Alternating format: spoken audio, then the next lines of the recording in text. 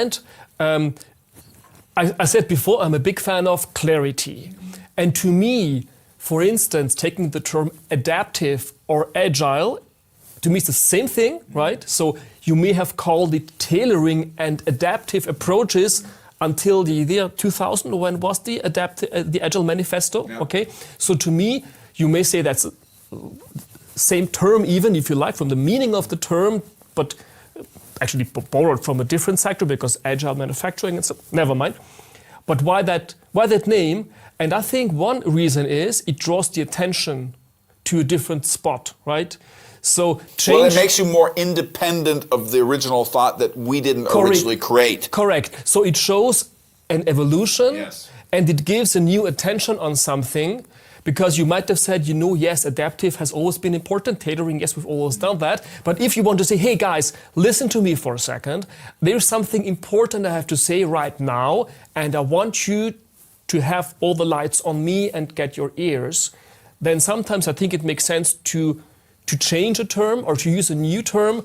And I think with the focus areas, that might have been one idea behind, to changing the term in the sense of further shaping the perception of the meaning of the processes. Because process groups, to some people, might have sounded like, okay, again, it's prescriptive, and again, it's sequential and it's linear.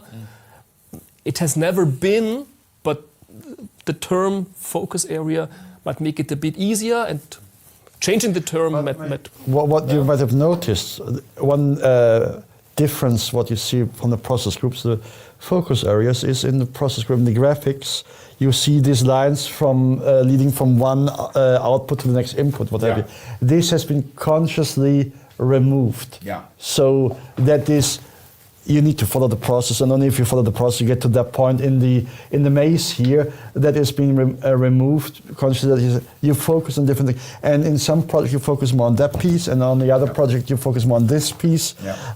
Some stuff more informal, some stuff more formally done. Absolutely, but I want to as well think PMI deserves credit in a way that it has changed some nomenclature, absolutely, but others have been consistent for a very long time. Giving the example of the project. What is a project that was stable for 24 years? But PMI said, you know what? After 24 years, maybe we should take another look at that. Yeah.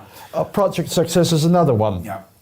I will say this is I'm talking against what I said before, and so I know what irritates us, but I will also say this, and this is, I think, anytime you catch yourself saying today's music sucks, or today's youth sucks, or the new generation sucks, anytime you say anything that is not of your time sucks, you're showing that you're getting old. And I think this is something that we all need to understand.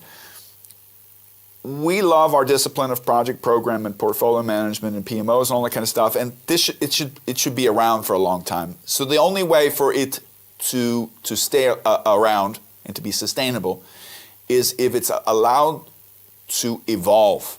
Even if you and I and you know the history of rolling waves, spiral models, and plan, do, check, act, it's all the same to us, right? I think it is important also for the cognitive understanding, and more importantly, the emotional embracing of the basic principles here. You need to allow the new generations to fiddle with the words. Just like, our kids use terms like, what the hell are you saying? The slang. Language is something that evolves, and it reflects new generations, and I think from that perspective, it's okay.